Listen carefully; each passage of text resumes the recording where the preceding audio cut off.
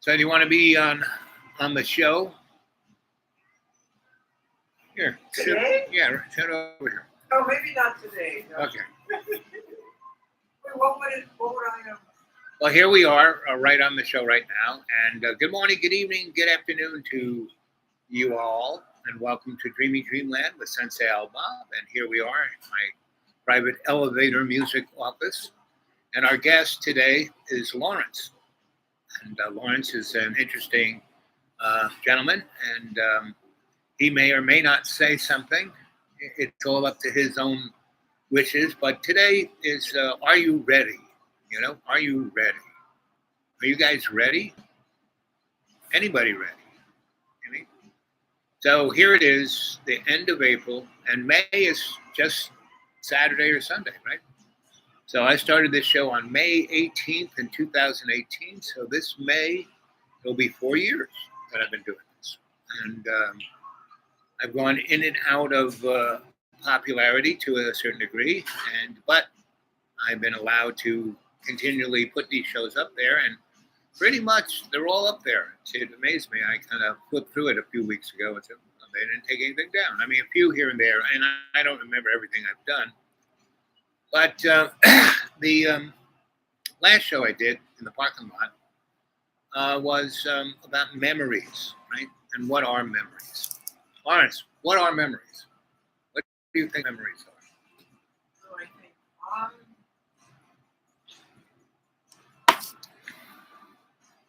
it's How do you represent your memories?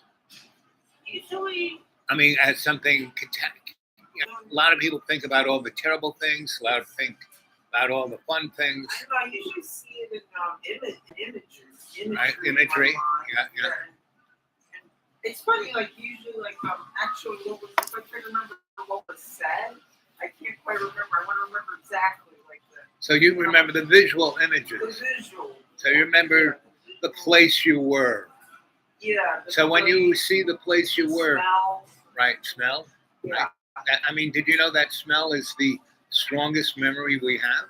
No, I didn't know that, but I'm not. That makes sense. I mean, it's the last one when someone is dying and they when they're dying. Like I used to be an EMT, so I saw a lot of people die, and I was in a place that was almost a war zone.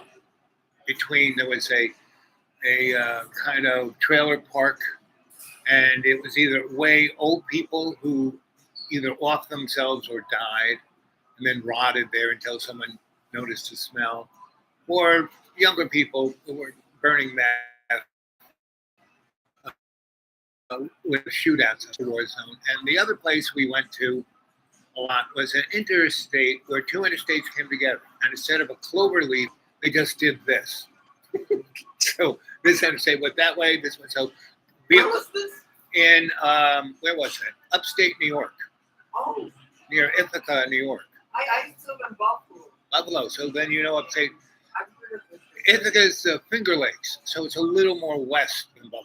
Buffalo is, By Buffalo, Canada. yes, right by Literally. Canada. Literally, there it is. Yes. Yes. So did you used to walk across that bridge? Yeah. Yes, I did. And yeah. you didn't need your Not every day, but every now and then. I would love to go across the border there. I And was only there for 8 months, 7 months. But you didn't need to get a passport or anything like that, right? Well, no, you did. But I had a passport because I do have a passport. Yeah. So I let mine lapse. And I don't know if that's a good or bad thing. Because to get it back is like, ugh. So anyway, what were you doing up there in Buffalo? nothing. I didn't go there with a particular goal. Right. I just had this urge to go there. So what was Buffalo? So you lived in Buffalo for 8 months. What was Buffalo like? Oh, Buffalo's really interesting. I would say so. Have you been there? I mean, just drove through. I never stayed. It's an interesting city. Well, tell me about what makes it interesting. Well, in my perspective. Well, that's the only one we got. Well, okay, it's I don't know. I feel like all those kind of an interesting kind of moment in time. At least when this was like 3 years ago, in the sense that, well, for one, the first thing that kind of makes it interesting is that there's a lake, Right.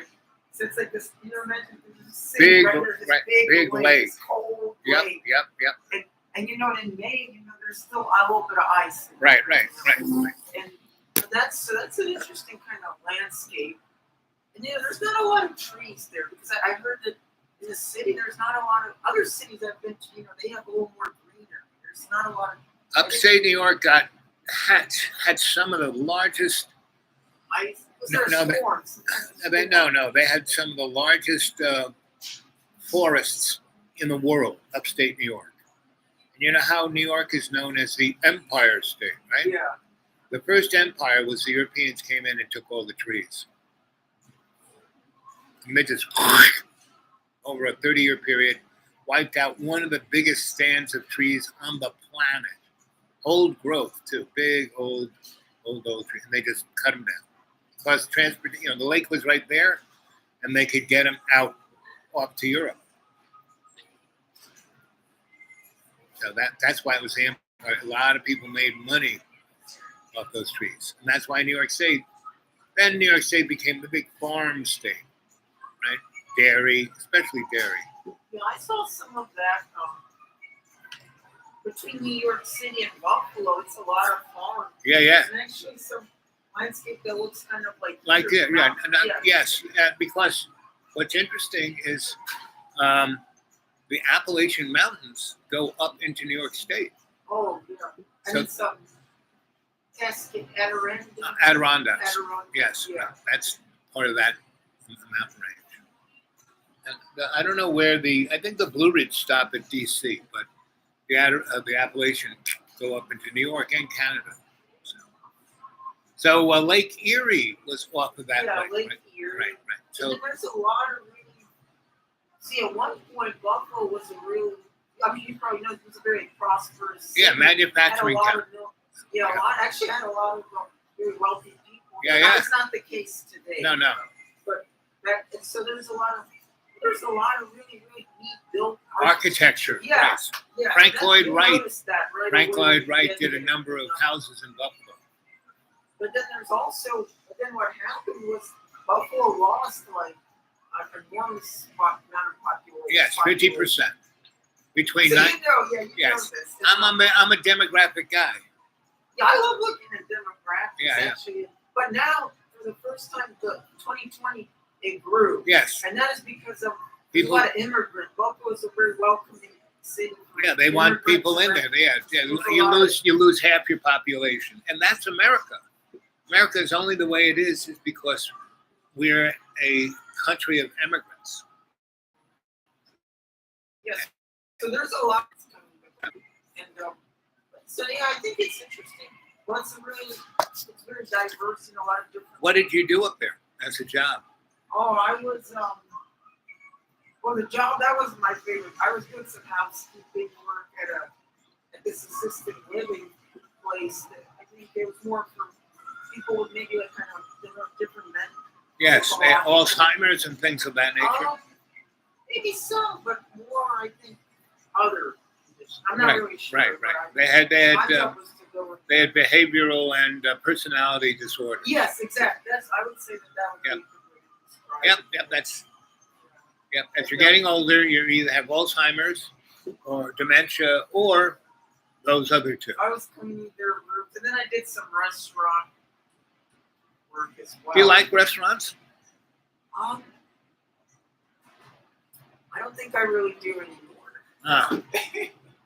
What got you off of restaurants? I feel like with restaurants, if you're really passionate about food, creating food, which is an art, Right. To do that. Yeah. And that's something that's worth, definitely a good thing to pursue, being a chef. But that's not really what I'm just doing it to make some money. I'm just doing it. Right. Cutting Utilities things up. Right. work, Which is not saying that that's an important job. And that's not a bad job either. Yeah, it's important. I mean, I've done that. Yeah, and it's I used to build restaurants, and then I would end up owning parts of them because they couldn't pay me. And I would. They couldn't pay you for the building. Yeah. So I would get a cut of the business, and so I would have a motivation to make the restaurant successful because I got a proportion of it. So every time I did that, I only did it for restaurants that I thought would do well. I wouldn't do it for something that was a dog, right? And then after a year or two or 10, it would be really successful. Some rich person would want to buy it. So instead of getting my thousands of dollars, I would get lots of dollars, and I would have fun. I could have parties in them. I could eat as much as I wanted in them. I could bring people there and say, "Hey, I own this restaurant," and the people say, "Yep, he does." So, Well, I mean, it can be a fun atmosphere. Yeah, Kind of yes. like camaraderie. yes, I think it depends a lot on who you're working yes, yes. in that kind of job. And I was good at making It's a everyone team feel work. that way, and that's why my other partners, who I would be, they were more business people or sullen people, and I would come in and have parties. And I remember when I first would do it, they go, "Wait a minute, we're losing." And then they'd see, "No, we actually made money. More people ate, more people drank, more people, because everyone was having a good time." So once they saw that, okay, when's your next party? Because it really wasn't free food; they Did would you just have come there. parties during like the service? Yeah. I would make basically what I would do is say, "Hey, I'm gonna have a party at this restaurant Thursday at this time, and you'll have to pay something. It's not like free food, free booze, but it won't be as expensive if you came all by yourself in So it." anybody could come, right? Like I could. Who I invited. Oh, okay. So it wasn't like, part of the restaurant was for people, like customers. Just well, we had dining room. We always had whenever I would build that, I'd say, you're going to need a dining room. What do you mean? We'll just have one big room? I said, no. Sometimes you're going to have a lot of people who are rowdy, and the other people aren't going to like that. So you need a place to stick them. Sometimes you're going to have a family or an occasion, and they don't want to be around other people because it's kind of a family private thing. That's why you need. So pretty much they would always get the idea, and that's what it was. And it gives a sense to a restaurant that it's more than what it is. Room over there. Dining room. Yeah, we have a dining room, exactly. Connor! Oh, this is my roommate. Oh, really? Hey, We're just see? having it's a cornbread, we're having Right. conversation. Conversation. About restaurants. And everything in Buffalo. Yeah, Buffalo, New York. Right. We're having. Are you just getting off? Yeah, we're meeting no one here. Really? Yeah. Is no one coming? No. He's still here? Yeah. He hasn't left yet. Oh, wow. He said he was going to catch him up and so we're going to eat at the picnic table. Oh, really? Yeah. Are you here?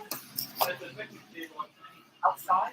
I can't eat it here with my uniform on. Oh, okay. Oh, yeah, I'd love to see your brother. I'll see you there. Hi. I think his brother lives in Wilmington, so Ah. he's, He's coming to visit. well, he's leaving. Oh, he's going to Wilmington. Yes. But yeah, so Buffalo's just interesting, kind of, I feel like it's kind of, it had some really hard times, especially if you look over, you go to some parts of the city, And all, it's I mean, very, and it's had hard times not just once, but different times. yeah, there's a lot, there's It's some gone through parts that are iteration. really kind of, Right. a lot of poverty, not a lot of jobs. Right. It's pretty hard. Well, we moved all the industry out of this country and sent it to China. Oh, you think that's, and yeah, there's some parts, where it's like all these a lot of abandoned vacant buildings Right. and lots of people. I would go there. I like New York State. It's just too cold in the winter. Oh, well, that's the other, Buffalo is it's not that it's so cold in the winter, it's just it's very gray, Right. and very kind of unstable weather. Yes, so and they have the lake effect. the lake effect. They get constantly. feet of snow. So I'm not a big snow guy. So Oh, yeah. so that's it. So are they out there now? Yes, yeah. Well, go hang with them. I'll see you again. It's nice talking to Yes, you. buddy. I'm going to check it. I'm going to write you an email. Okay. Right. And I'll send you some of my writing. I'll probably see you here next week or sometime. I'm here at least once a week.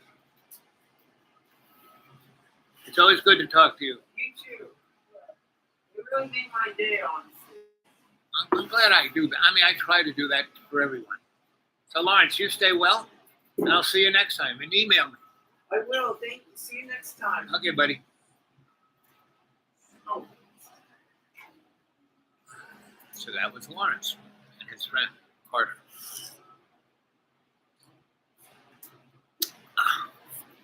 So, well, we've been here 15 minutes. Good morning, good evening, good afternoon, and welcome to Dreamy Dreamland with your Sensei Al Bob. And how you doing? Right. Go and look on the YouTube. All they're talking about is things blowing up.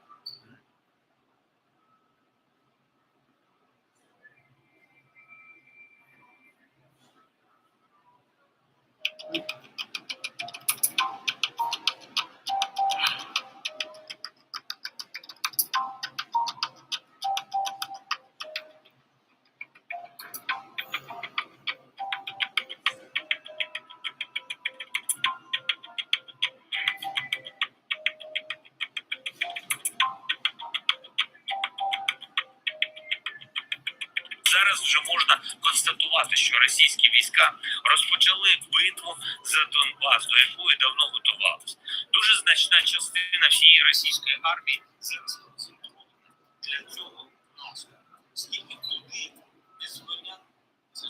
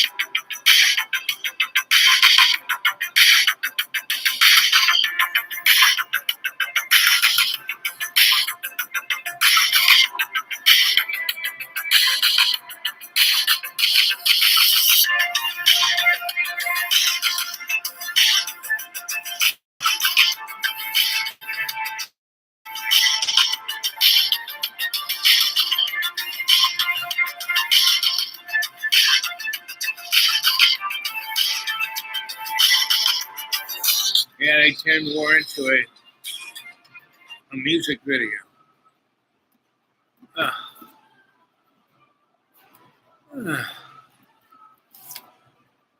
So, more than a music video, it's our little conversation with southern port city. Satellite images reveal a hole that appears to have space for at least 1,000 bodies. Last night, Ukrainian President Volodymyr Zelensky warned that Russia has its sights set on far more countries than just Ukraine. Chris Livesay is following developments from the Ukrainian capital of Kyiv. Chris, good morning. Good morning, Jeff. Russian troops in Mariupol are once again bombing and trying to storm the steel mill, protecting 1,000 civilians and a group of soldiers, Ukraine says. This after Vladimir Putin himself ordered his troops to stop in what now appears to have been a cynical bluff. A once thriving city, now robbed of life, save for the bleak salvation of a steel mill.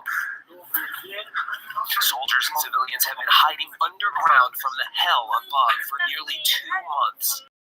We want to go home. We want to see the sun, says this little girl. For Russia, this is called victory, a horrific sign of what may come in eastern Ukraine at the center of Vladimir Putin's war. But his recent defeats in and around Kyiv expose unresolved weaknesses, starting with Russia's armored vehicles. You can see some large holes. Yeah, those are huge.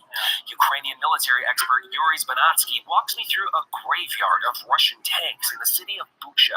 It's not a good military leadership if you're losing so many men and so much equipment.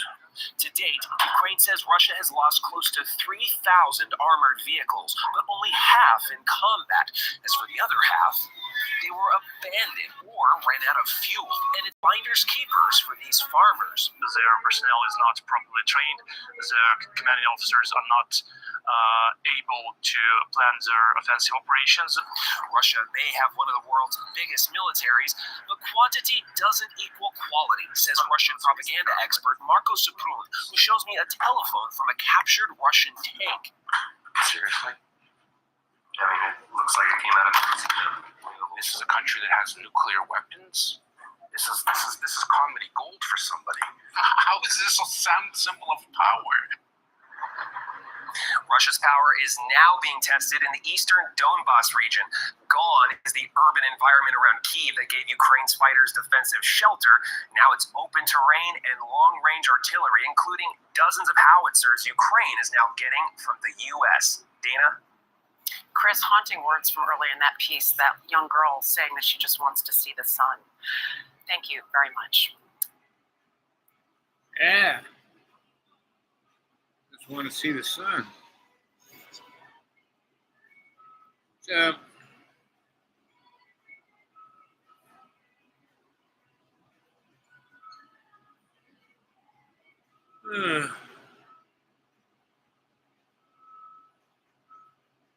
see what, Democracy Now!, democracynow.org, The War and Peace Report. I'm Amy Goodman. hey there, one Emmanuel person. Macron has been a re-elected president of France, defeating his far-right challenger Marine Le Pen. Macron won about 58% of the vote in Sunday's election. About 41% of voters backed Le Pen, an 8% increase over her vote count 5 years ago.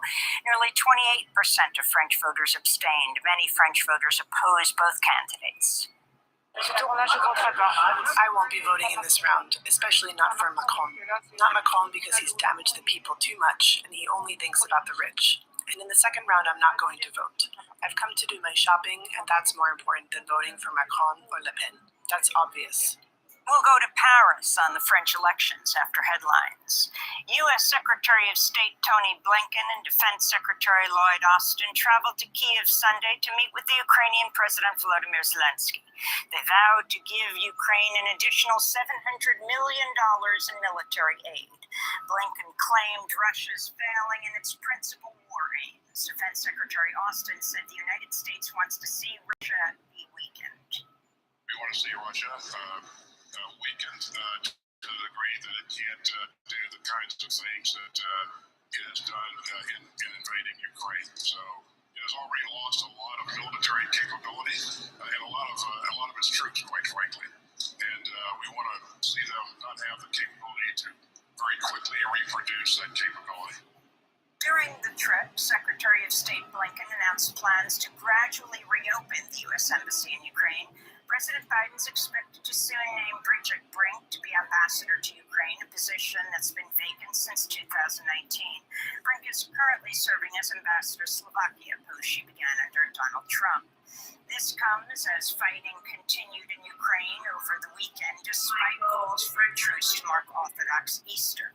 In the Ukrainian port city of Odessa, at least 8 people died in a reported Russian military strike on an apartment building. Earlier today, Russia bombed 5 train stations in western Ukraine. Russia is also continuing to bombard a steel plant in the besieged city of Mariupol, where Ukrainian fighters and civilians are holed up. On Sunday, an Orthodox Ukrainian priest condemned the ongoing violence. They are attacking. Unfortunately, as we were finishing our Easter Mass, we suddenly heard air raid sirens.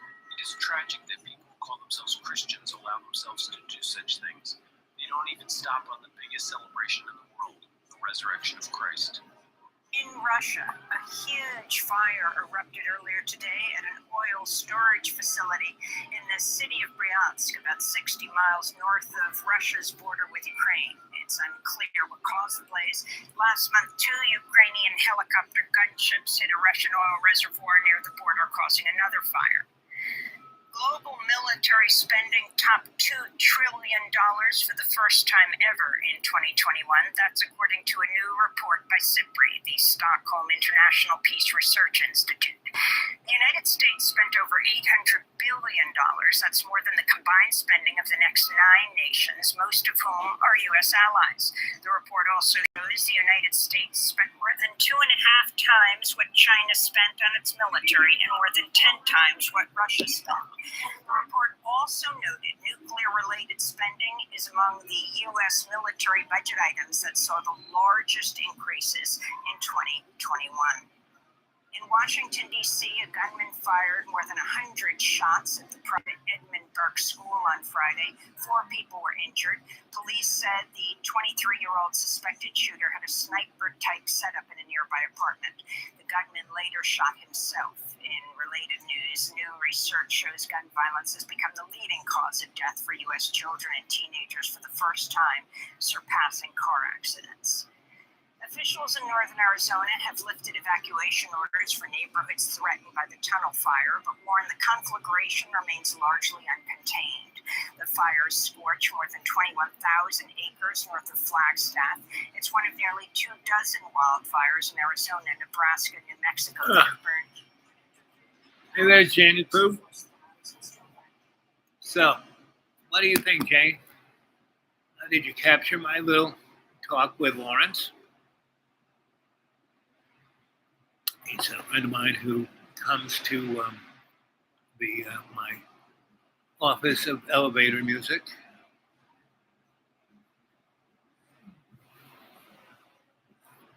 And I have a sense that, I've been, like I said, May is just around the corner. It'll be 4 years that I've done this show. And I do it mostly to reach out to the viewer,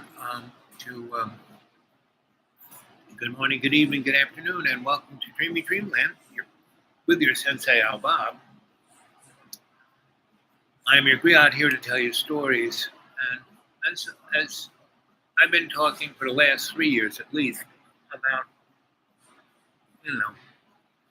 what has been going on, right? What is the story of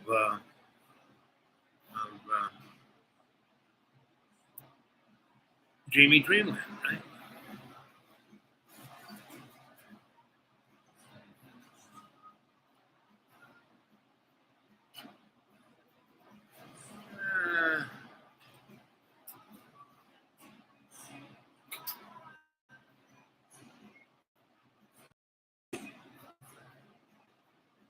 I got a lot of them here, looking through all my videos. I would say that everyone is somewhat interesting.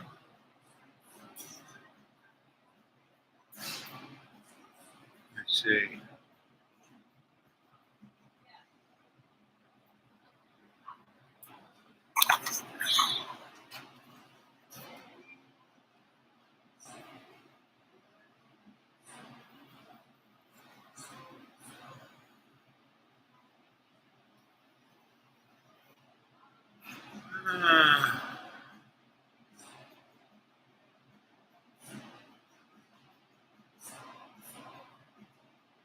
The audience was a little bigger back in those days. Let's see.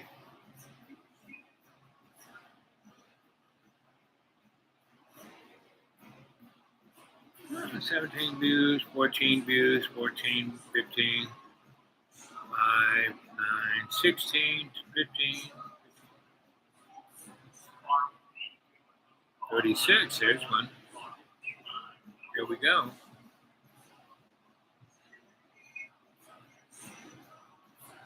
Maybe I average it out. The average is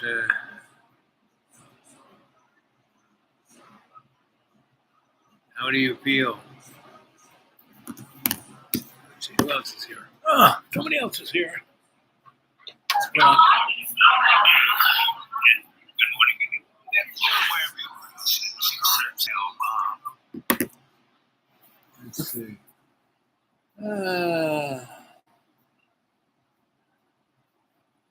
Excellent reporting. No, he's everything good.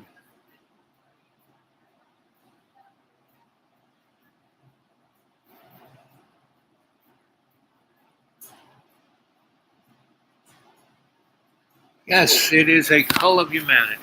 And the cull is not so much the war, because, for as catastrophic as it looks,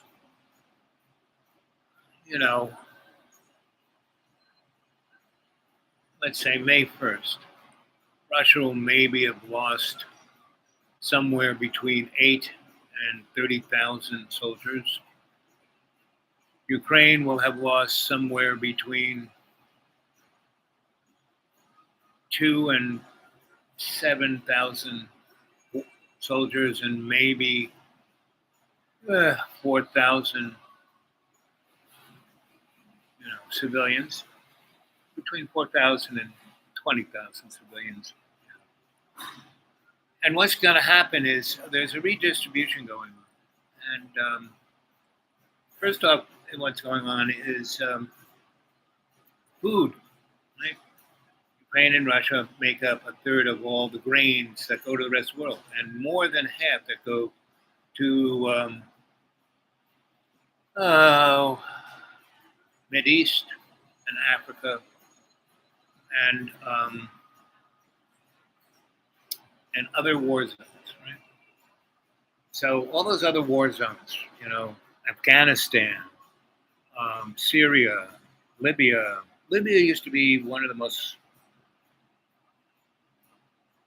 fertile places. I mean, Libya, before we, the United States and NATO, bombed Libya, every one of its citizens, not every, but 90-something% of everybody had a house, had education, had health care, had a job, had money in the bank, felt good about being where they were and what their life was. Right? You could do anything you wanted in Libya except maybe talk against the great leader. You could even talk about the great, as long as no one listened. Someone started to listen, they might come and talk to you. So,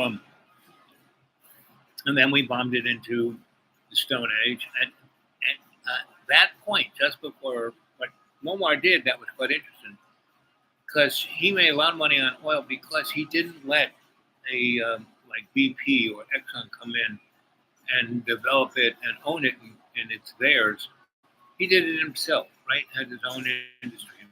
Once he built his own, oil drilling and pumping and refining business, he took that technology and he sunk really deep wells, deep, thousands of feet, into the deep water aquifer and pumped up water from the deep oceans of the earth, and basically irrigated his whole country. And he was selling more vegetables to Europe, making more money at that than they were with their oil. So they had no problems. And the only reason they were attacked is Muammar wanted to be paid in gold and not dollars. So that's why, and that's also why Iraq went, and same with Syria. They all wanted to be paid in gold, not in dollars. So Saudi Arabia takes more than dollars. It takes weapons. And it lets us keep our military there to service their military. Right? And that's what the war in Yemen is. They're bombing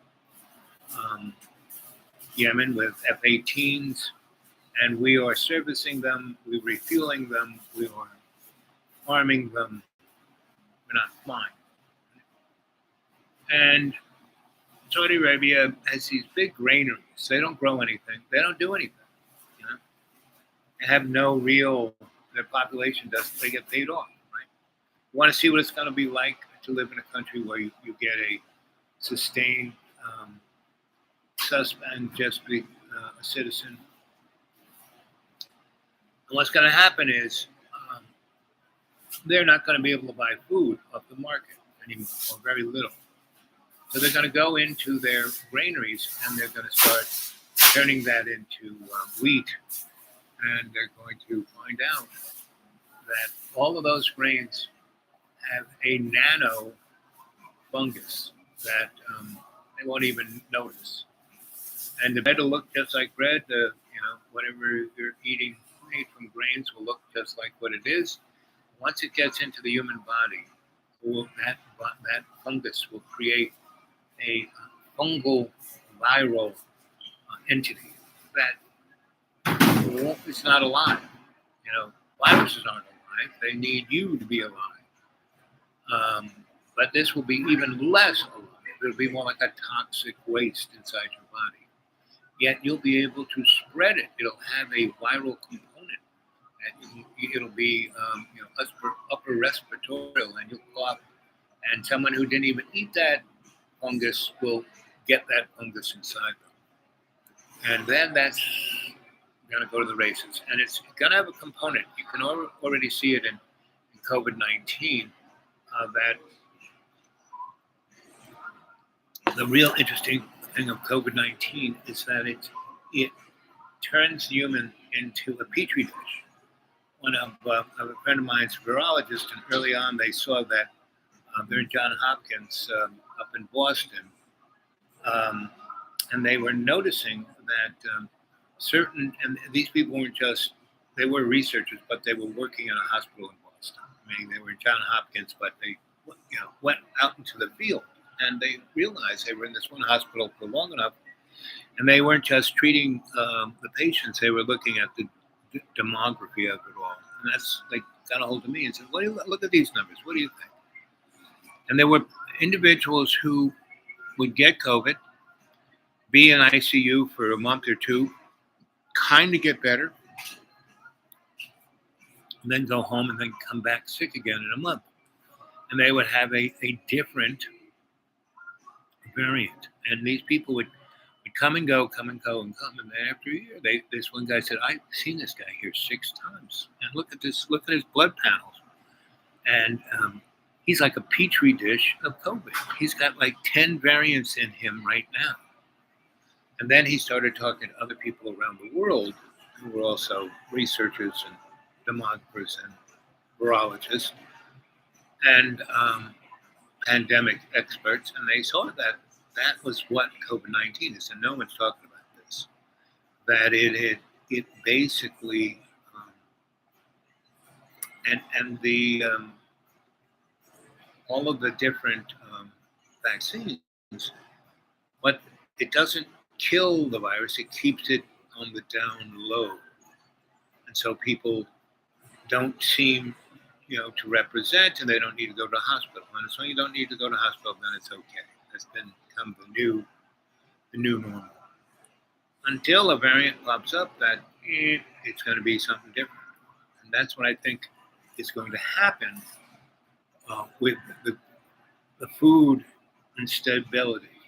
I would say between 4th of July and Easter of next year, we will lose 1 billion people of starvation and this new, and they won't call it COVID, it'll be another thing. And there really won't be anything that will stop it. But the one thing that will be quite interesting is that those 1 billion people will be the upper middle class, meaning the people who get sick in the Mideast won't be the poor people who are in the hovels of Iraq, Afghanistan. The poor people in Afghanistan are just going to flat out starve to death, right? And why did Jojo he could have left 2,500 guys here and 30 A-10s, and that could have kept the status quo in Afghanistan for the next 20 years. They just left. They didn't even tell the government in Kabul that they were going. No one even noticed that the largest air base in the world is Bagram, and we just left it. We flew out the night, left, didn't even turn the lights off. It took 3 or 4 days for people to realize that the Yankees left. So that is the interesting motif, right?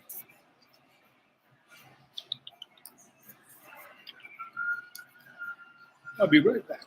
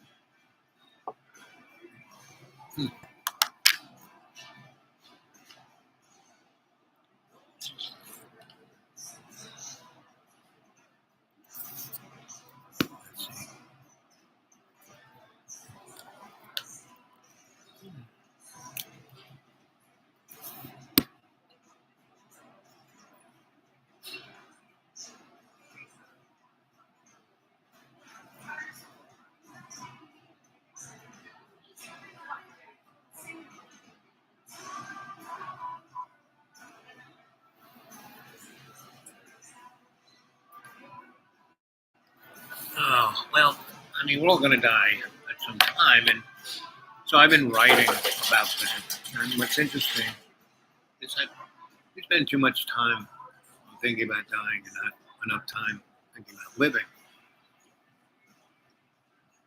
Now, I've died 6 times, so I got a little practice in. And my body, I mean, I can barely see, I can barely walk, can barely hear.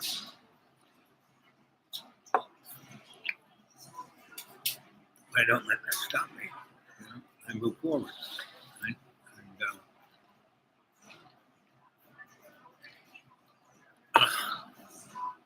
And that's what we have to do, because it's the work. We are a work in progress, and that's what we have to realize. And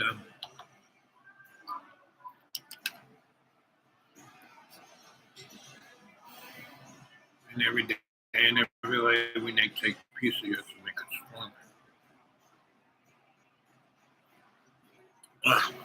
So,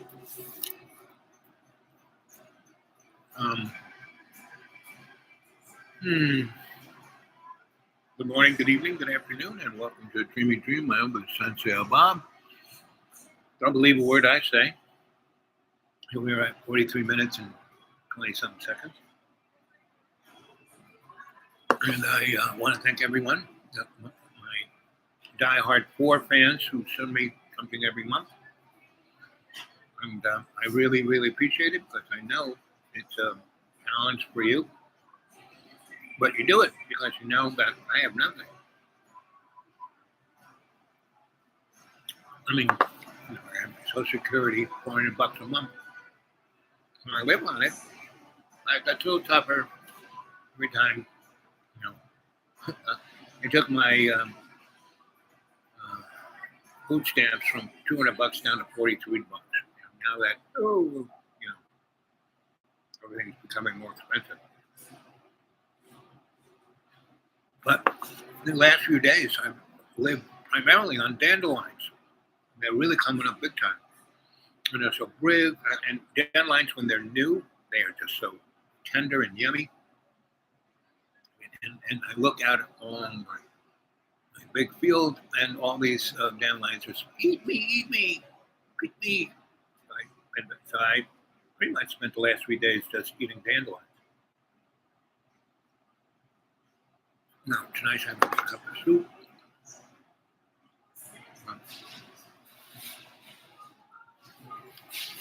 And nobody's been around for the last few days, so that's nice. No sound of motorcycles and chainsaws. But as I drive around today, coming here, coming down the county road, and right, I mean, this gigantic dump truck just pulled right in front of me. It didn't even see me. And it was filled to the brim with road, basically, not crushed run, and road foundation, road bed is about that big. And he turned and like a whole, just he didn't have the canvas thing over the top. I was too, rushed. And if I was a little bit closer, to come crashing through my windshield. But I was far enough back, and he was going fast enough that when he made that turn, the stuff that fell off his truck hit the road and bounced off the side, so it was a complete pile on the road. But that's just the commentary of the consciousness of what's moving in.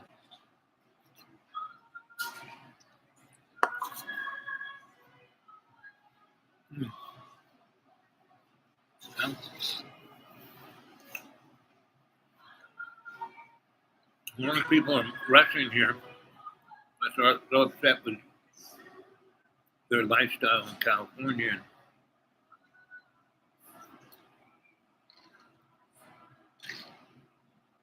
and Florida and New Jersey. And before I started the show, there was a guy who was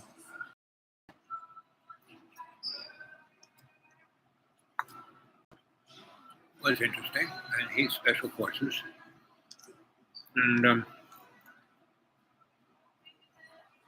so we started talking. And he made a comment about women, and I made a comment that women used to rule all the time. And he said, I wouldn't let women wash my clothes. Really? Only good for one thing. Really? So I kind of tacked sideways. And I said, oh, so Eileen, how long have you been here? So 10 years. I said, oh, you're a belonger. And he kept saying, huh? So I knew that he was kind of deaf, like I am. But I couldn't read his lips. He couldn't read mine. And so it was obviously that I've been kind of deaf since I was a child. If that nun crushed my head. And he got his from the war, you could tell. And we started talking about stuff. And he brought up Bill Cooper, who wrote a book called Hold the Pale Horse. Bill Cooper is a good buddy of mine. I knew him well. And I visited him in the West. So met his family. Anyway, we talked, and so once I made it, by what I said about Bill, he said, whoa, this guy actually knows him. Then so he was actually a pretty well-read guy. So started clicking off books and people said, oh, I know that guy. I used to work with him. And we started talking about that book. So it was obviously this guy was worked for the military, and he wasn't just a grunt. He was by the way he talked, he was a logistics expert, but not on the level of my dad that made big wings and big things. He was out there in the field at a fire base. And he would kind of come in and he worked for special ops. That was obvious. And about how he talked and the language he used. And so he was the guy who would set up the op. He didn't go out that often, but he set it up and would control from that point between command, he'd be controlled. Right? So we talked a good bit about that. And let him kind of basically, I talked in the nomenclature that he understood. So he was like, "Oh, wow, this guy's like me because I'm wearing this." He made a comment about this, and that's how the story. Because this is a turkey vest, right? I said, "I'm a big turkey vest, very specific." And I said, "It was my man bag," and he kind of chuckled. I said, "Why should women have all the time?" And he chuckled again. And that's how we got into the subject of women, and then we went from there. So this was like my secret handshake. And I wear it for a reason. I wear it. He knew exactly what the secret handshake was. And I'm wearing a woman's shirt that says, "'Tis the season." So anyway, so we had a really nice conversation, but he didn't like human beings. And he's up on top of a mountain. He's been there for 10 years, and now rich Floridians and people from New Jersey are moving in, and he doesn't want to be around them. And I said, it's kind of like me. And I said, people come here to get away from the thing they don't like, and they don't realize that they brought that thing they don't like with them. I just way ahead of the score, and then I came here 20 years ago. So I had a good 18 years of having no one around me, living in a nature preserve. And pretty much everywhere I've lived all around the world, I've done that. I moved into neighborhoods that were like either bombed out or neglected or abandoned, and had the greatest time there. Mossad in New Mexico, we renamed it to Moab or Mosul. But it was a big silver, it was a big mining town, not just silver, but other things. And it was like one of the richest cities in the United States in the 1880s. And they had electricity, and they had big hotels, and really fancy everything. And the main drag was called Millionaire Avenue. And then the big strike was in California, and everyone left there, and because the veins were winding down, and so they just left this beautiful city, probably at its height, 60,000. And when I was a lineman in New Mexico, I stumbled on it, and I was with this. My crew was all Mexican from Mexico City. The guys I worked for had a high voltage maintenance company in Mexico, and we would go fix stuff there, and they would come and help us fix stuff here. And these guys were engineers, not just hotheads or rodheads or meth heads, except to swing from the insulators. And I would wire the transmission and distribution, those kind of fenced in areas with the big transformers and all that stuff. That looks like an erector set inside there.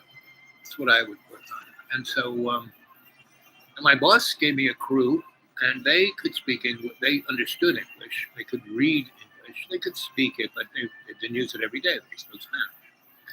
Me, I couldn't read Spanish. I could understand Spanish, and I could kind of speak it. So we were like on a parallel, and the more we worked together, we had developed our own Spanglish. That's what we call it, Spanglish.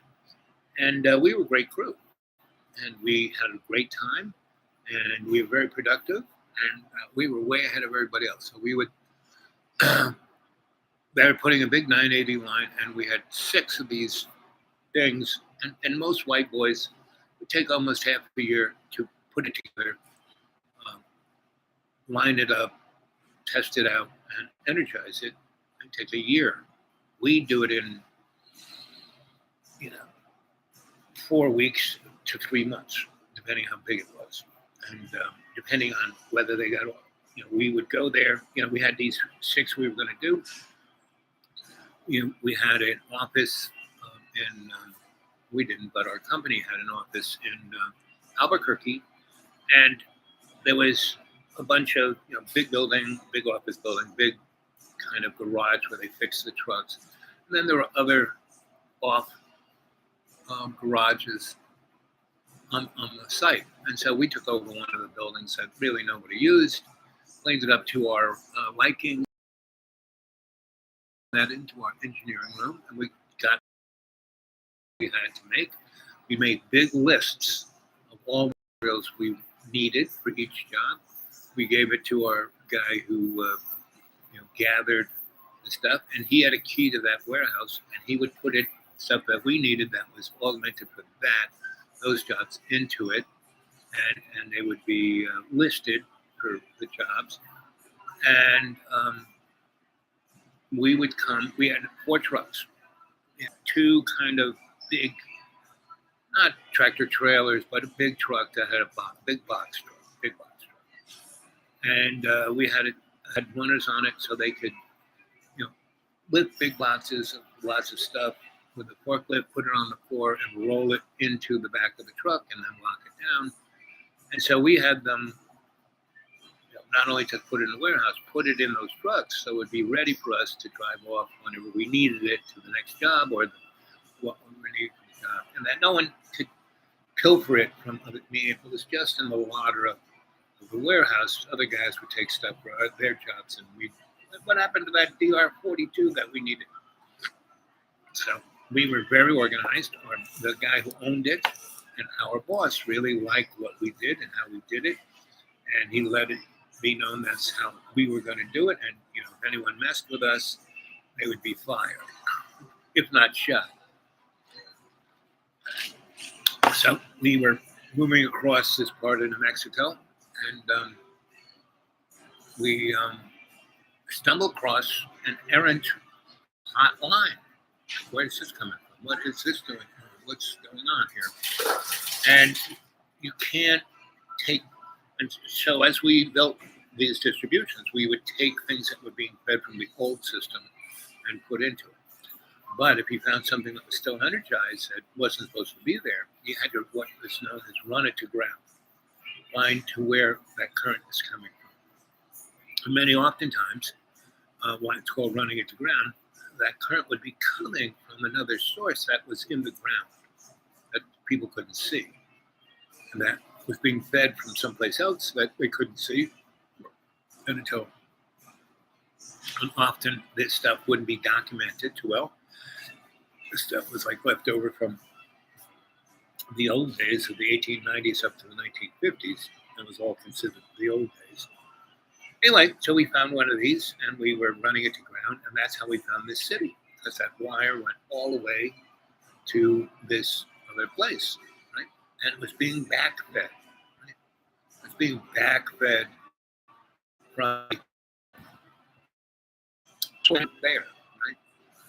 And so we isolated that source, and because it wasn't a clean source, meaning the voltage and the amperage and everything about it couldn't really quite be used, but it was still current and it was still dangerous, and you had to disconnect it. And so we did that. But the city was so beautiful, and from where our new line was to the last of the old line was only, and there were poles there. It was about a quarter mile worth of cable. So we just ran a quarter mile worth of cable through the insulators, tied it down, hooked it up from our clean source to the old pole, and we had disconnected the errant source, and so we lit up that city. That took us like one day to run that, go to where it was distributed. We threw the switch, bang, and the elevators in the big hotels worked, the lights worked, the pumps for the wells that had water. So we turned them on and opened up. They had fire hydrants, opened them up and just ran them out till the water was clean. And then we, the 2 hotels, the big ones that we would stay in, these hotels, they had suites that the beds were still made and still had linen, and it was still just it's dry, nothing rotted. It was unbelievable. And so we lived in that. So we were out there for a good 4 months doing 3 years worth of work. And what was nice about our boss, he appreciated us so much. We actually, he figured out what it would cost those morons to do it for 3 years and what it cost us, and he paid us the difference plus a bonus, right? So we were living out there, and we wouldn't come back into town until we needed stuff. And our boss once said, "So what are you guys doing out there?" I said, "You need to come. You haven't come and visited us. You never check up on us. We feel a little, but you should come because we found something you might like." And so, that Sunday, because we had this Motorola wireless phone, it's like a cell phone, but it's like the size of a car battery, and our trucks had them too. And so we just said, "Hey, we're going to come in, on Friday, have a good time. Why don't you meet us at the Tender Trap, buy us a few drinks? We're going to go back out on Sunday. You come with us in your nice car, and follow us out." So he does. We have a nice that. He actually gave us a nice bonus check because we were already half a year ahead of schedule, and we had only been out doing this for about 2 months. So, and because he was getting paid by what was completed, not by a time schedule. So the more we completed in a shorter period of time, the more money he was really making, right? Because he didn't have to amortize it over time. So anyway, he buys us. We have a nice party at the Tender Trap, steaks and veggies and lots of blues and cute girls. And was I still with my girlfriend? No, I don't think so. Went back to Cheese and stayed in my Pueblo. And a couple of them, and the Mexican, they didn't have a place to stay, so they went back to Cheese and stayed at my Pueblo. And they thought it was quite cool. And because his mother had all these, she was Hopi and other things. And she owned this big chunk of that part of town. And she had 9 traditional Hopi, and their pueblos are these roundish buildings made from logs, and they have these really high ceilings, and the center is actually a courtyard. And so in the winter, it'd be like a greenhouse. They would grow stuff. And so I had that, and it was about a 3,000. It was a gigantic, big, round, wooden log house, basically, and with a big center courtyard, very Mexican, and I fixed it up. I fixed all of them. This before I got my job with Dick Powell Electric.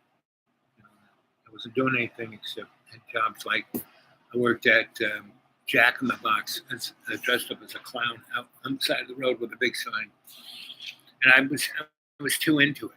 I would eat a few mushrooms and go out there and just do artistic dancing. I'd go to Juilliard and studied dance with Carl Orff, so I was like doing pirouettes and masquerades and all that stuff. And I actually had some photos from those times when my dad threw them all out. So anyway, we took, we had that. Sunday, we go to the shop, get the big box truck. Plus we had 2 big transmission line trucks. They're like gigantic. They're as big. They're gigantic. As big as they have the same frame that a gigantic dump truck has. But instead of the dump truck, it has a crane, a basket, a bucket, and all these boxes around it with all kinds of crazy tools, all pneumatic. Lots of you run the engine and it has another thing with a compressor and it's built to do the work that we would do.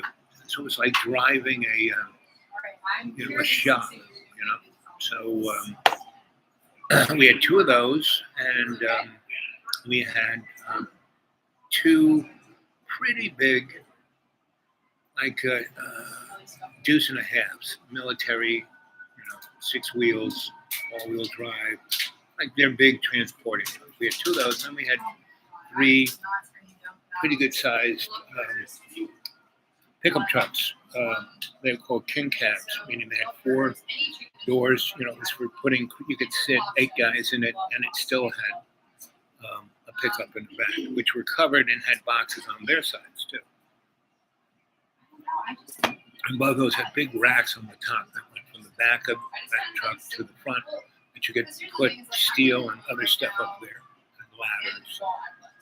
So anyway, we had 3 or 4 of those, and one of them was more of a, instead of having 4 doors, it had like 6 doors, right? And they could carry like almost 12 guys if they wanted to squish it together. And our crew was 6 of them and me, so 7 guys. So anyway, we took one of those back to Albuquerque, and saw him on Friday. We hung out at the Pueblo. Sunday we were back at the shop, and we. I know it's like super big stick and white, but like I love my castle dish. It's my favorite. Anyway, so he drove his nice sporty car. We went out back to where we were, right? So, we drove up to where, Sunday, it was still light out. It was still early fall, maybe late fall, maybe April-ish. No, yes. That would be spring. That was fall, so it was probably September or October. Anyway, so, which is when Albuquerque's really, New Mexico is really nice. So we,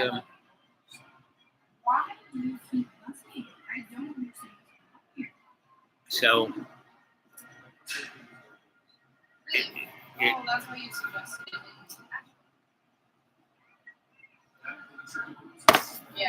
so anyway,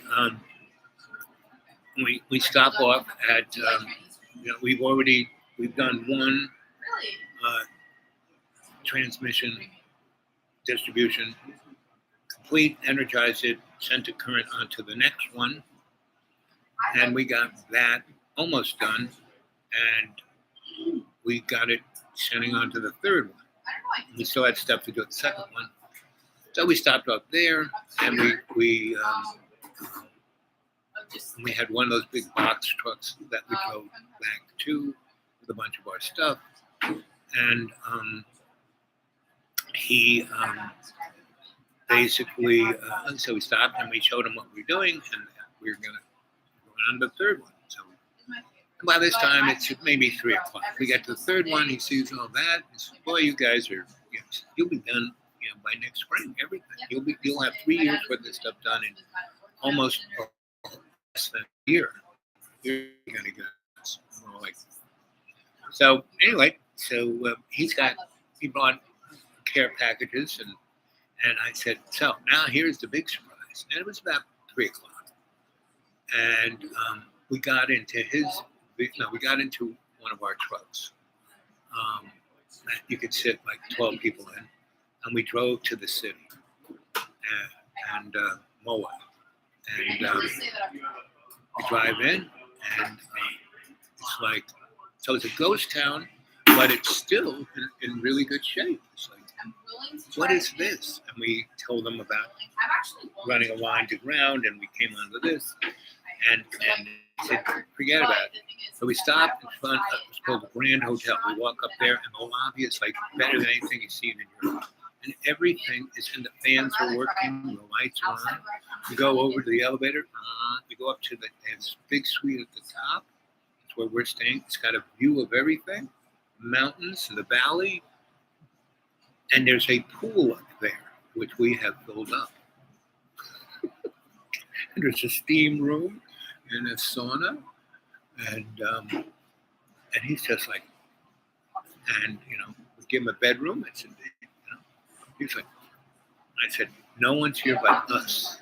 We found this place. We went and looked it up. It's only in the old records. No one owns it. No one's got it.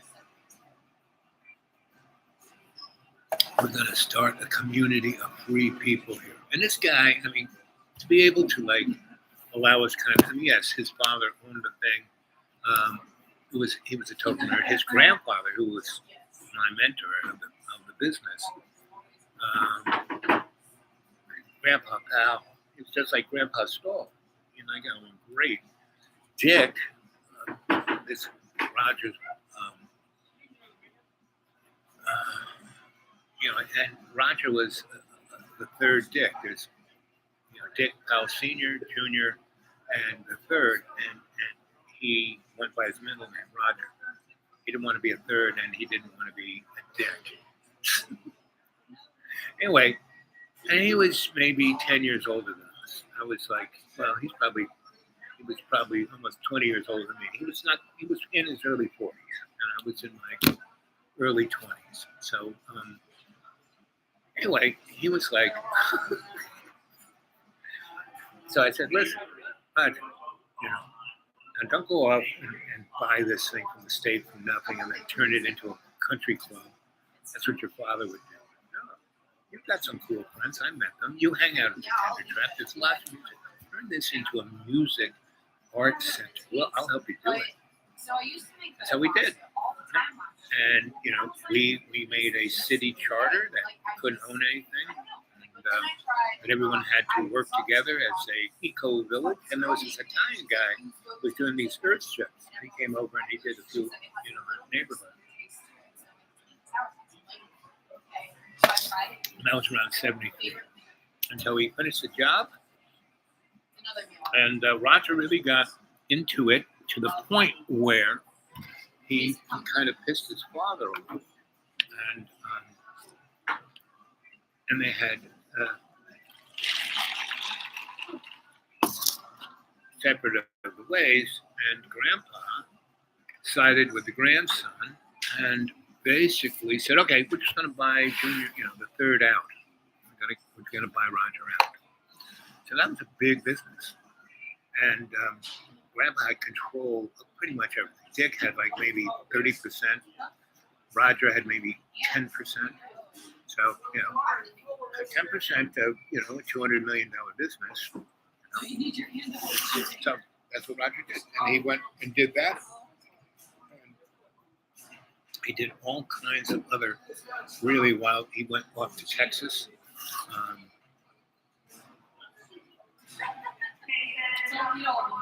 To the music town.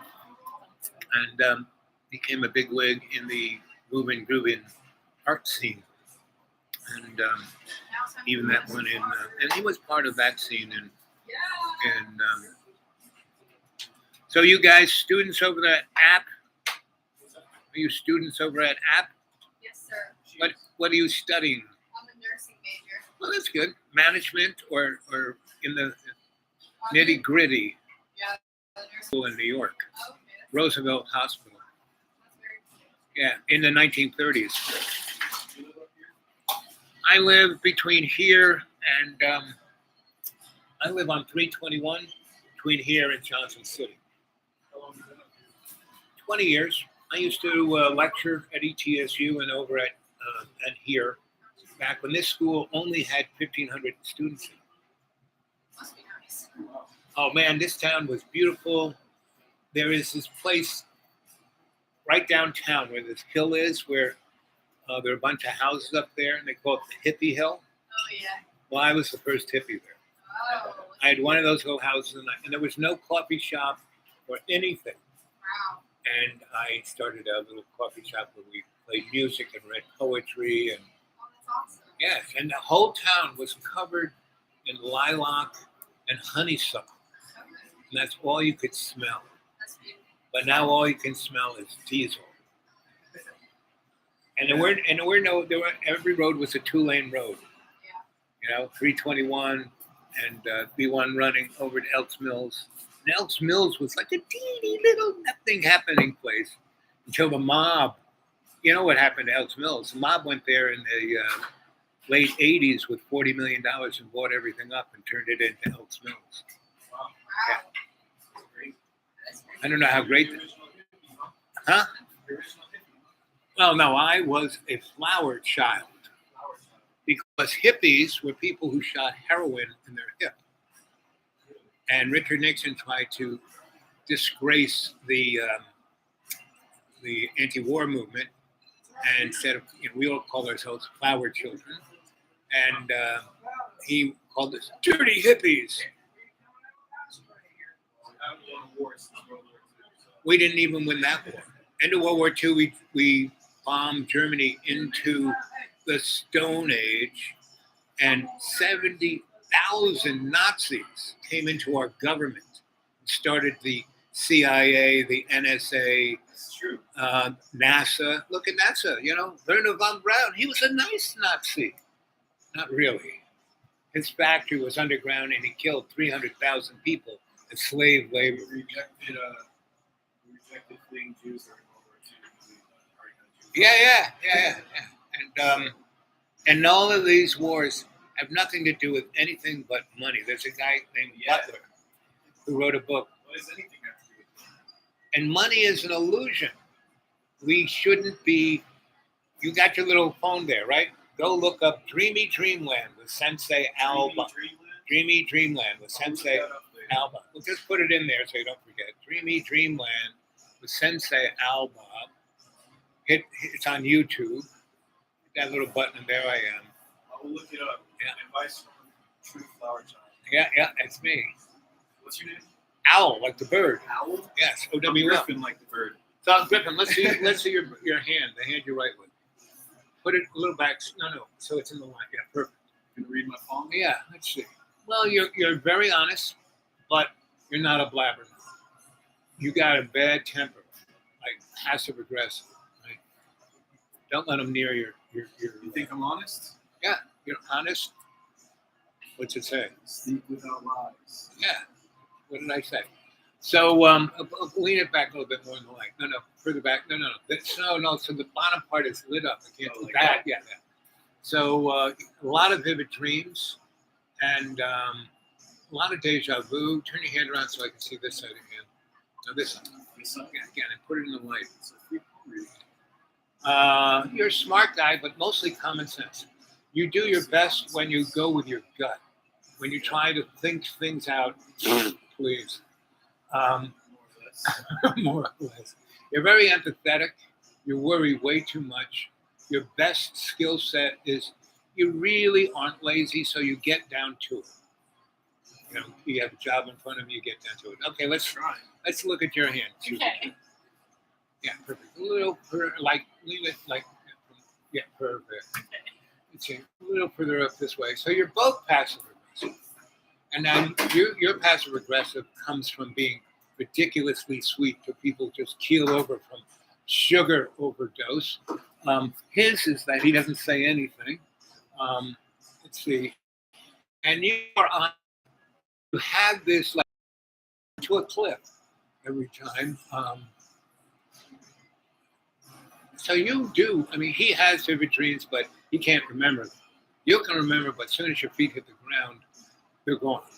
So what you need to do is take your phone, hit the record button before you get out of it. Wow, I just dream about blah, blah, blah, blah, blah. Right? Because How do I remember mine if I can't remember? Tell yourself, I'm going to remember my dreams when I wake up, and I'm going to hit that record button. And now you have it recorded here, right? Then you go back and listen to it. When you listen to it, you write it down. And there's this thing in psychology called Gestalt therapy, right?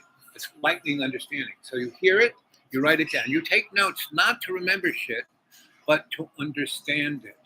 So you hear your dream, you write it down, you go, wow, that's why I did that. Wow, that's what that means. Wow. And that will be the best shrink. You will, both of you, especially you. You do this, your life will change beyond belief. You're on a precipice of being what you really want to be. You got to start eating sugar. I gotta what? Stop eating sugar. Sugar. I don't eat that much sugar. You eat white bread and white this, white that. It all turns to sugar. And basically, I should know. Is it because I'm too sweet? Is that It's a metaphor. Right? Hey. So, what else can I tell you? No. Come here, look. No. Bring your hand a little closer. Because I'm blind. I'm seeing this all blind. The closer lines are more subtle. Well, let's see.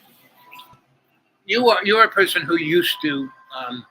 Why you're so sweet is that you worried about everything, and you made everything so sweet. It's like you live in Candyland. Remember that game, Candyland? Yes. And so you live in Candyland. You have to be, like I said, cooler on the sugar. You need to eat a little bit more. And that's kind of why you guys are together. You put you together, take your hard edges and your sweetness, like, and do this. You'll have something interesting. How long you guys been hanging out? Few weeks. 2 weeks. A Yeah. few weeks. So, So- it's pretty new. Yeah, so that's the secret of relationship. Oh, it's the blush of love. It's like, whoa. The thing is, you have to have open communication. Yeah. Oh, Remember yeah. what your kneecap Make says. sure. Right, right. Yeah. I'm But always don't- making. but I'm always don't- making sure he It's communicates. hard to speak when you can never lie. Well, it's okay. But see, I can't lie. Look at my hand. Okay, I'll give you this is how much people are honest. Right? Now I tell you that and you do this. And you were, your thumb was doing this thing. You is like, you can't, see, you're so honest, you can't even lie when I tell you what it's supposed to look like. See these two fingers, right? These are your temperament. And see how mine aren't equal? The more equal they are, the more equal temperament you are. And so I got this cheeky monkey in me. I know how to read people, so I hit them in the eye. You know?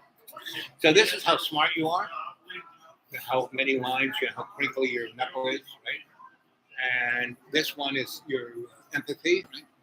And and I always ask what hand you write with. So what hand did you show? That one? Did you show me the hand you wrote with? Yeah. So see this line right here? So on your hand, Yes, sir. this is your heart, this is your life. Right? Yeah. So see how mine is one line Yes, across? sir. I do. What that means is I think with my heart and I feel with my head. So when people say shit to me, and somebody go, yeah, I go, why did that moron say that? So I don't ever really get upset, Yeah. right? But I've been married twice, and my first wife, why don't you ever get mad? Why can't we argue? She could only have sex if we had an argument. Make up sex, that was it. So I said, honey, I just don't do that. So I used to be a wrestler in high school, so I went and got a wrestling mat and 20 gallons of Crisco. I'd take her clothes off, she'd take mine off, we'd grease each other, we'd go Roman Greco. Boy, did she love it. That's why our marriage lasts another 8 years. And that's what you guys have to do. You got to be, you get some Crisco, yes. Crisco will fix anything. No, it sure will do. If you're going to be a baker, use Crisco. Huh?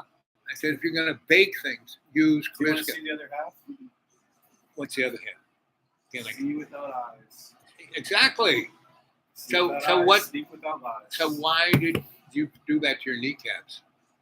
See my- Oh, What brought you to do that? it's a quote I like. Okay. So always remember the two things that are most important. Yeah, and you can look down on them. Because I put my one tattoo back here so I couldn't see it. Because if you can see it, you get more. And then Yeah, I did it myself. you really did. Oh, With a yeah. pen? 6-point needle. Old school. Yeah, baby. I knew a lot of tattoo artists in New York. So what else can I wouldn't say tell? I'm an artist. Of course, that's art. I mean, I can't even see it and I know it's art. And you are an artist. What do you study? Everybody's an artist. This guy. I see why you're with this guy. Yes, everyone is an artist. And from brushing your teeth to picking your nose to, painting a painting. But Yeah, so, that's why I always say when I pick my nose. yes, for your art. Yeah. I know people made art out of parts of their body. Oh, Yeah, oh, that's right. well, you know. So you guys, do you live here? You live in a, Yeah. Really good. right. So you got the summer in front of you. You going Yeah. to school this summer, or are you gonna? No, sir. I had the summer off for once. This place Yeah. is. I mean, all these people come here as tourists. You live here. Go out and discover. You got so much water. Oh, that absolutely. river. Absolutely. You know, I live That's the off the plan. Watauga River. That's the plan. I have a waterfall right in my backyard. It's nice. Yeah. The rich people are moving in. I thought they'd never show up, but they have. So You I'm would never show up? Rich people. Oh, They're yeah, coming they're in. messing with the real estate. you know, like where And the Watauga Lake. culture. What? The culture. Oh, That's they my killed favorite. it. They killed it. When I got here 20 years ago, I lived amongst the Howard folk. They were well read. They had gardens. They fed themselves. They didn't get meth, OxyContin. Get them in. the population where I was 19,000. Now it's 3,000. It's sad. So I got to go. You want to buy a really nice place? You like Charlie Chaplin? Oh yeah, my favorite. Have you seen his long speech at the end of the dictator? Oh yeah. I just thought of that. Oh man, makes me cry every time I hear Me that. too. Yep. I might show it to her later. See, you're with the right guy. I know. So what's your astrological sign? What is your astrological sign? Taurus. And you? Yes. Oh. Well, you got a lot of things in you, but the way you get along, I would say you could be a Leo or Cancer or I'm a fish. you're a fish. You're Pisces. Yeah. Okay. So yeah. And you're a Taurus and Pisces. Well, guess. I mean, this is a dead giveaway. The what does that mean again? Straight line. I think with my heart, and I feel with my head. Aquarius. We're the enigma. Yeah, I'm right on the line. Aquarius. Yeah. So My good friend was an Aquarius. yes. And we're everyone's friend, but no one understands us. We're an enigma. Everyone thinks they know. Yeah, who but we you don't care. are. That is our big thing. We don't care. The only thing we care about is we want to know. We want to know. That's true. That's all we're at. Which I can relate. Except I never get to it. Well, you're a Pisces. You can navigate it a lot better than we can. I don't need to. Right. You don't need to. I try so myself. Right. You're just going to swim along, not a problem. We're always the diplomat. We're always, I mean, we can be like the diplomat with a baseball bat. You know? We're ready to wham! Like be that cheeky monkey, poke you in the eye. You know? But we're trying to always figure it out. So that we don't get angry. We just kind of, what's going on here? Just move on.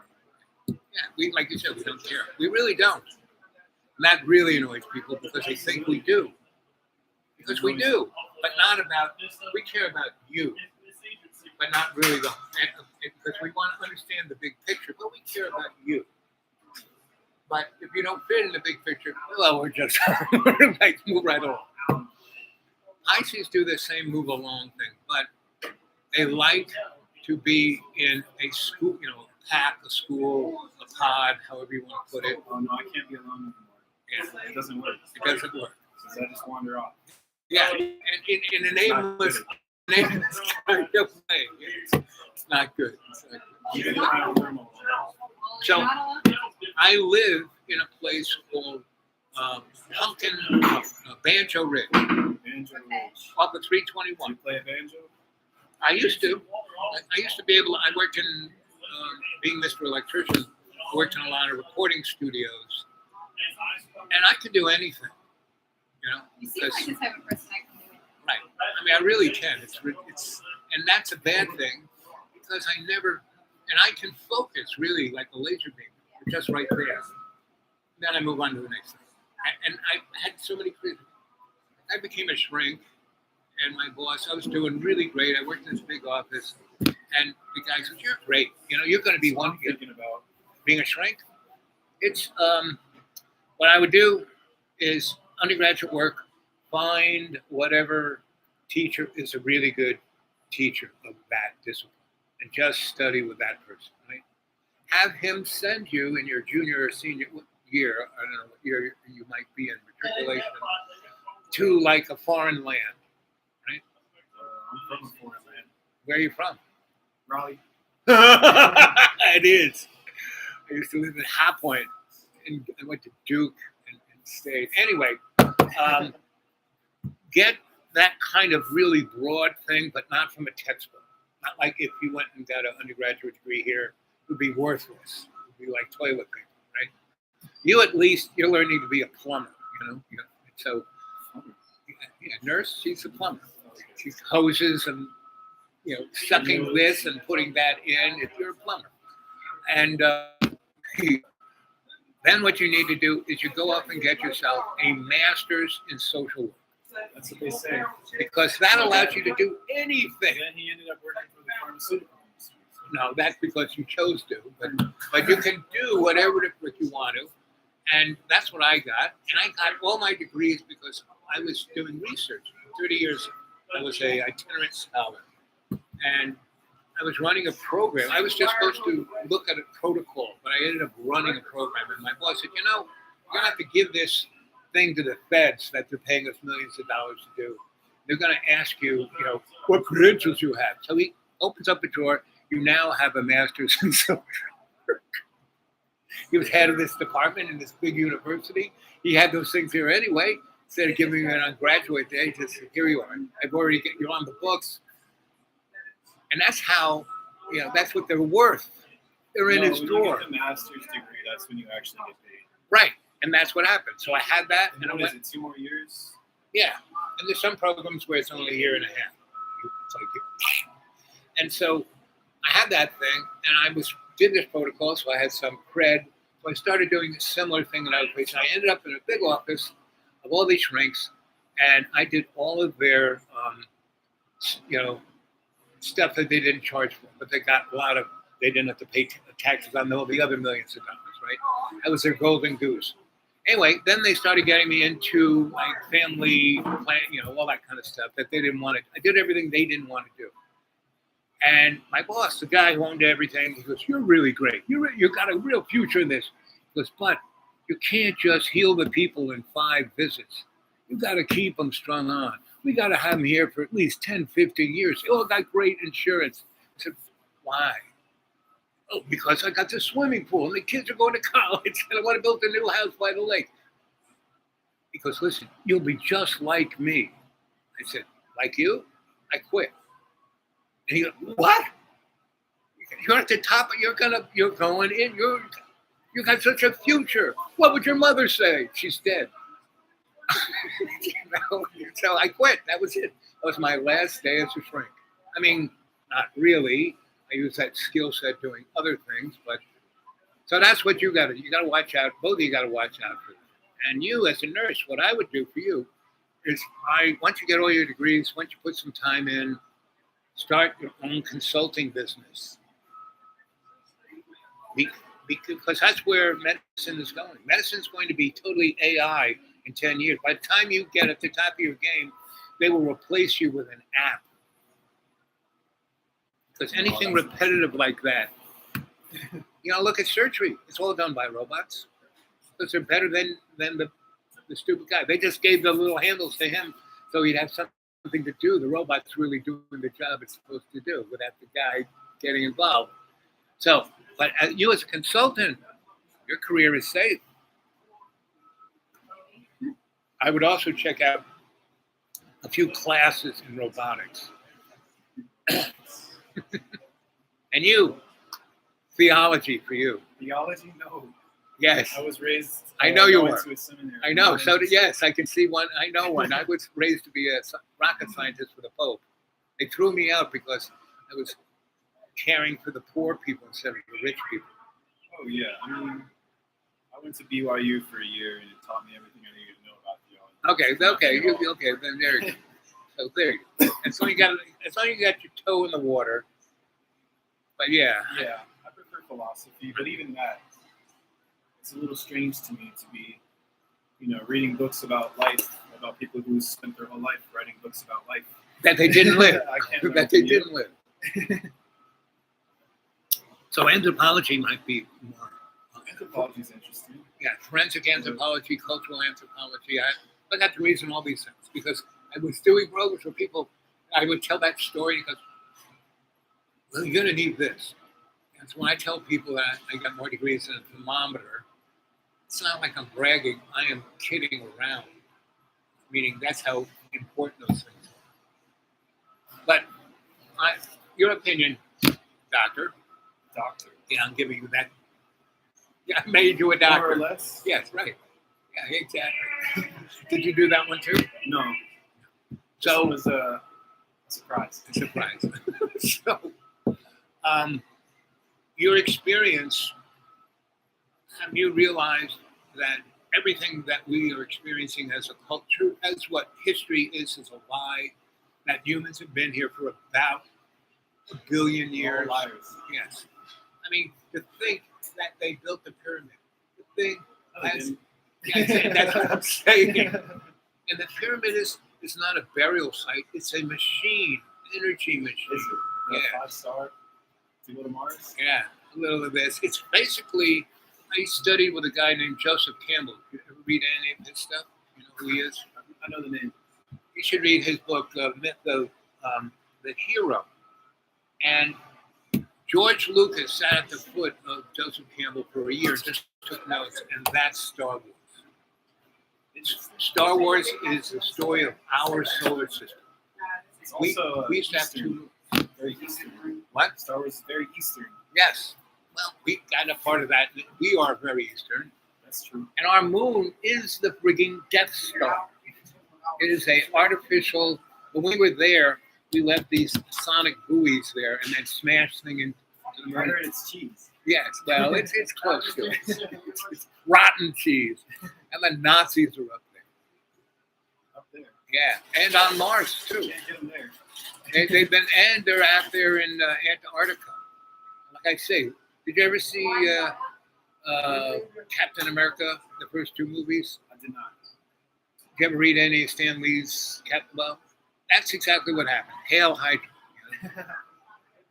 Yeah, well, So the thing for you guys to do is to have your life, not to worry about any of this shit because it just keeps going on, but to be your best in every day, in every way. Every day, in every way. And you can't be perfect, but you can do your best. Yep. You got it on your kneecaps. got a whole leg to go. Yeah. You still got your toes. Oh, Yeah. I'll save those for something special. Yes, for something special. Yep. That was, I have one. That's all I needed. One toe? Well, I got more than that. But they wanted to cut my legs off. And I weighed 460 pounds. I was that big. That's rough. That's what the corporate world did to me. Nice to meet you. Allah Akbar. Salam alaikum. Check me out. I'll give you a business card, but I don't have one on me. Later. Okay, so how was that as part of the show? Did you like that? Let's see.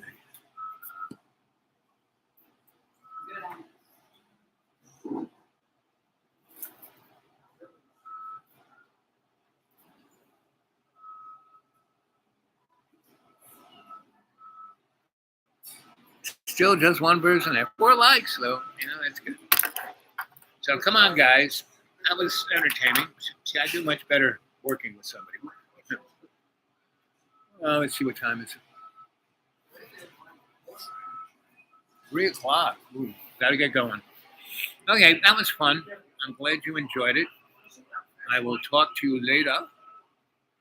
Until then, see ya.